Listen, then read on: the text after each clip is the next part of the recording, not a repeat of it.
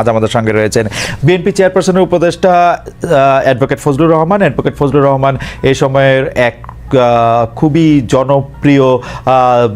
জনপ্রিয় মানে আমরা অ্যাডভোকেট ফজলুর রহমান আপনার সময়ের জন্য আপনি আমাদের সঙ্গে এসেছেন, সেজন্য আমাদের কৃতজ্ঞতা আপনি জানবেন। ইউনূস সাহেব, আমার সবসময় বলতে ইচ্ছা করে আপনার ইতিহাস আমি যা জানি, আপনার বংশের ইতিহাস, আপনার বংশের একটি লোক মুক্তিযুদ্ধে যায় নাই। জীবনে আপনি কোনোদিন শহীদ মিনারে বিশ্বাস করেন নাই, স্মৃতিসৌধে বিশ্বাস করেন নাই, বাংলা শিক্ষা সাহিত্যে আপনি বিশ্বাস করেন নাই, আপনি কোনোদিন সংগ্রাম আন্দোলনে বিশ্বাস করেন নাই, আপনি কোনোদিন বাঙালির সংস্কৃতি বাঙালির ঐতিহ্যে বিশ্বাস করেন নাই। শুধু টাকা চিনেছেন, গ্রামীণ ব্যাংক, গ্রামীণ টাকা, 1 টাকায় 1.5 টাকা কিভাবে সুদ উপার্জন করা যায়, শতকরা 33 টাকা বছরে, এইগুলা শিখেছেন বলেই আমার মনে হয়েছে। যে কারণে কালকের যে ভাষণটা ছিল, সেই ভাষণটা ছিল অত্যন্ত নিম্নমানের। সবচেয়ে দুর্ভাগ্যজনক হলো সবাইকে জাতীয় বীর দিবেন যারা শহীদ হয়েছে। ঠিক আছে, আমার কোনো আপত্তি নেই, তাদেরকে জাতীয় বীর দিলে আমার কোনো আপত্তি নাই। কিন্তু যে পুলিশ মারা গেল একদিনে, আমি আজকে দেখলাম একদিনে 600 পুলিশ মারা গেল 5 তারিখে, এবং 6 তারিখে 24 ঘন্টায় 600 পুলিশ মারা গেল। এদের কি হবে? এরা জাতীয় বীর নাই বা হলো? এরা যে খুন হলো, সেই খুনের কি বিচার হবে কিনা? কারণ 5ই আগস্ট যুদ্ধ শেষ হয়ে গেছে। 5ই আগস্ট যে আপনি 4টার পরে পেটে বাচ্চা আছে মেয়েরে মারলেন পুলিশ হিসাবে, সেটার কি হবে? এই যে শত শত পুলিশ যে মরল, তাদের বাচ্চারা যে এতিম হলো, তাদের মা বাবারা যে সন্তান হারা হইলো, তাদের মা বাবার চোখের পানির কোনো দাম নাই, তাদের স্ত্রীর সাদা কাপড় বিধবার কাপড়ের কোনো দাম নাই। তাদের ব্যাপারে একটা কথা বললেন না কেন ইউনূস সাহেব? এই দেশটা শুধু কি আমাদের মানে যারা মারা গেছে তাদের, যারা শহীদ হয়েছে তাদের, আমার কোনো আপত্তি নাই, কিন্তু পুলিশও তো এদেশেরই মানুষ। তাদের ব্যাপারে একটা কথা বলেন না কেন যে পুলিশ যদি অন্যায় করে থাকে তার বিচার হবে, আর বিনা দোষে যদি তাদেরকে কেউ হত্যা করে থাকে তাদেরও শাস্তি হবে? এই কথাটা কেন বললেন না? আপনাকে অসংখ্য ধন্যবাদ, আপনার প্রতিষ্ঠানকে ধন্যবাদ। যারা শুনছেন তাদেরকে আমি আমার অন্তরের অন্তঃস্থল থেকে সালাম জানাচ্ছি। আসসালামু আলাইকুম। 1 নম্বর হলো, আর ভালো লাগে না এইসব প্রশ্নের উত্তর দিতেও ভালো লাগে না, প্রশ্ন শুনতেও আর ভালো লাগে না। দেশটা এই জায়গাতে কার পাপে, কার মহাপাপে এই জায়গাতে দেশটা চলে গেল তাও জানি না। একটা মিনিটের জন্য একটু অপশন নিতে পারি না, শান্তিতে একটা কথা বলতে পারি না, একটা গান শুনতে পারি না, একটা কবিতা আবৃত্তি করতে পারি না, 2 জন বন্ধু বান্ধব নিয়ে একটু হাসি ফুর্তি করতে পারি না, আড্ডা দিতে পারি না। এইটা একটা দেশ হইতে পারে? এটা আমার মনে নেই। কতদিন আর বাঁচবো জানি না। কিছু রাজনৈতিক দল, এখানে আমার রাজনৈতিক দলও সেখানে আছে প্রধান হিসাবে, জাতীয়তাবাদী দল আছে, জামাত আছে, এইখানে অন্যান্য দলগুলো আছে। আমি সবার প্রতি শ্রদ্ধা রেখেই বলছি, এটা একটা নিম্নমানের একটা কাগজ পড়া হয়েছে, নিম্নমান। আমি আবারও বলছি, নিম্ন রুচি এবং নিম্নমানের একটা ঘোষণা হয়েছে। ওই যে আমি বারবার বলছি, উনি আবার দেখলাম ওনার বক্তব্যের মধ্যে যিনি এটা লেখছেন বা যিনি এটা এই ঘোষণাটাকে যিনি সংগঠিত করছেন, ওনার ভাইস প্রেসিডেন্ট জনাব ডক্টর আলী রিয়াজ, তার প্রতি আমার ব্যক্তিগত কোনো ধরনের ঘৃণা বা কোনো ধরনের হিংসা নাই।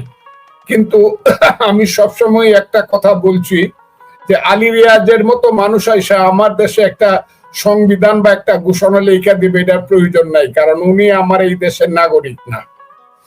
এবং আমি এটাও বলছি যে আলী রিয়াজের মতো, আমি ফজলুর রহমান, হতভাগা ফজলুর রহমানের 500 কর্মী আছে। আলী রিয়াজের মতো, আবারও বলছি, আলী রিয়াজের মতো এখনো জীবিত আমার 500 কর্মী আছে যারা আলী রিয়াজের লেখাপড়া করাইতে পারবো। এবং অনেকে আছে যারা বাম হাত দিয়ে এরকম একটা ঘোষণাপত্র লিখে দিতে পারবো আধা ঘন্টার সময়ের মধ্যে।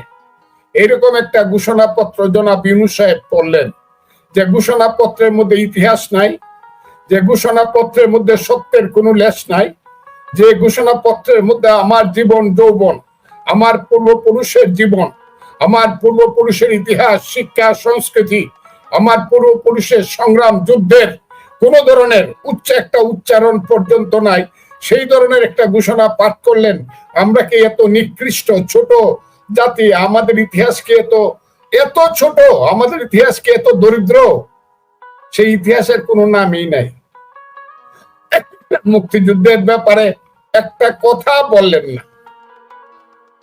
এটা তো একটা ঘোষণা, 1 বছর পরে তো একটা জাতীয় ঘোষণা দিলেন আপনি। পুলিশরা কি কুত্তা মরছে দেশে? পুলিশ মানুষ না? আমি এই কথাটা আজকে জিজ্ঞাসা করে রাখলাম, ঘোষণা এই কথাটা কেন আসলো না? যে কথাটা বলেছেন বাংলাদেশের মুক্তিযুদ্ধ সম্পর্কে সম্পূর্ণ মিথ্যা কথা বলেছেন, ও সত্য বললাম না। বাংলাদেশের মুক্তিযুদ্ধ এবং মুক্তিযুদ্ধের ইতিহাস এবং মুক্তিযুদ্ধের 72-এর সংবিধান 4টা স্তম্ভের উপরে দাঁড়িয়ে আছে। এই 4টা স্তম্ভ যারা স্বীকার করে না তারা রাজাকার, তারা রাজাকারের বাচ্চা। আমি খুব ক্লিয়ারলি বললাম, এই 4টা স্তম্ভকে স্বীকার করিয়া আরো 7টা নীতি বা স্তম্ভ লাগানো হোক, আমার কোনো আপত্তি নাই। কিন্তু এই 4টা স্তম্ভ, গণতন্ত্র, সমাজতন্ত্র, ধর্মনিরপেক্ষতা, জাতীয়তাবাদ যারা বাদ দিতে চায় তারা রাজাকার এবং রাজাকারের বাচ্চা। এরা বাংলাদেশের মুক্তিযুদ্ধকে অস্বীকার করে। হ্যাঁ, আজকে ইউনূস সাহেব আপনার হাতে মিলিটারি আছে, আপনার হাতে পুলিশ আছে, শক্তি আছে, আপনার কাছে আন্তর্জাতিক ষড়যন্ত্রের ক্ষমতাধর ব্যক্তিরা আছে। আপনি 4টা স্তম্ভ বাদ দিতে পারেন আলী রিয়াজ সাহেবদেরকে দিয়া, কিন্তু মনে রাখেন একদিন কিন্তু আসবে, এর জন্য মৃত্যুর পরেও কিন্তু জবাবদিহি করতে হবে যে বাংলাদেশের স্বাধীনতার 30 লক্ষ লোকের রক্তের আখরে লেখা সংবিধানের 4টি স্তম্ভকে কেন অপমান করা হয়েছিল। আমি আজকে কিন্তু এই কথাটা বলে রাখলাম, এবং আমি আমার দলকে আমি বলবো, দলকে আমি অনুরোধ করব, দলের নেতৃত্বকে অনুরোধ করব, সংবিধানের ব্যাপারে দল অন্তত এই কথাটা ভাইবেন। তাহলে আজকে ক্ষমতায় যাওয়া আর কালকে প্রধানমন্ত্রিত্ব করাটাই বড় কথা না। ইতিহাস কিন্তু একদিন কথা বলবে যে শুধু ক্ষমতার জন্য আমরা কোনো ত্রুটি করছিলাম কিনা, আমরা কোনো সাংঘাতিক আপোষ করছিলাম কিনা ইতিহাসের সঙ্গে। খুব খারাপ লাগছে এদেরকে বলে তোরা ঝগড়াটা ঠিকঠাক মতো করে ফেলবে, আর আমি পিছন থেকে বলবো এই ঝগড়া করিস না, ঝগড়া করিস না। কিন্তু কাজটা যেটা করে এটা তোরা করবে। ইউনূস সাহেব যদি সত্য মনে নির্বাচনের তারিখ দিয়ে থাকেন যে ফেব্রুয়ারির প্রথম সপ্তাহে হবে, আপনাকে ঠিক করতে হবে, কারণ আপনি কিন্তু নোবেল লরিয়েট, আপনি কিন্তু খুব উঁচু মানের মানুষ। যা বলছেন তা পালন করার চেষ্টা করবেন দয়া করিয়া। কে কইলো যে 7% ভোট পাইলে 14%-এর সিট দেওয়া লাগবো?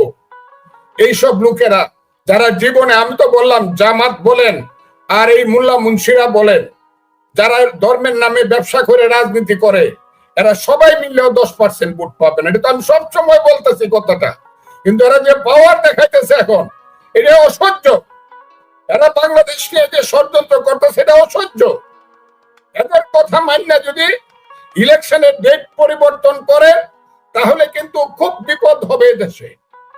এই দেশে কিন্তু মুক্তিযোদ্ধারা বৈশা থাকবে না। ওই যত মানুষ দেখাইছে না মোল্লা মুন্সিরা, দেখ করে কয়েকদিন পরে পরে হাজারে হাজারে লাখে লাখে বের হয়, গ্রামে গ্রামে বের হবে হাজারে হাজার মুক্তিযোদ্ধার স্লোগান দিয়া, 71-এর স্লোগান দিয়া হাজার হাজার গ্রামে গঞ্জে বের হবে। কেউ বের হবে শেখ মুজিবের নাম লইয়া, কেউ বের হবে জিয়াউর রহমানের নাম লইয়া। এটা মনে রাখেন, আমি কাউকে ছোট বড় করতেছি না। কেউ এক স্লোগান দিয়ে বাইরে মুক্তিযুদ্ধের পক্ষে, কেউ আর এক স্লোগান দিয়ে বাইর হবে। ওই যেমন এখন বামপন্থীরা ঢাকা বিশ্ববিদ্যালয়ের স্লোগান দিচ্ছে, হ্যাঁ, তোরে চিনি তুই যে হইলে পাকিস্তানি, এই শিবির তোরে চিনি তুই যে হলে পাকিস্তানি। আহা, কত সুন্দর স্লোগান! এটাই তো সত্য, এবং এটা প্রতিষ্ঠিত করে ছাড়বে দেশের মানুষ যে জামাত শিবিররা হইল পাকিস্তানের জন্ম। ওদের স্বপ্নে এখনো পাকিস্তান আছে, ওদের স্বপ্নে এখনো পাকিস্তান, আদর্শে পাকিস্তান।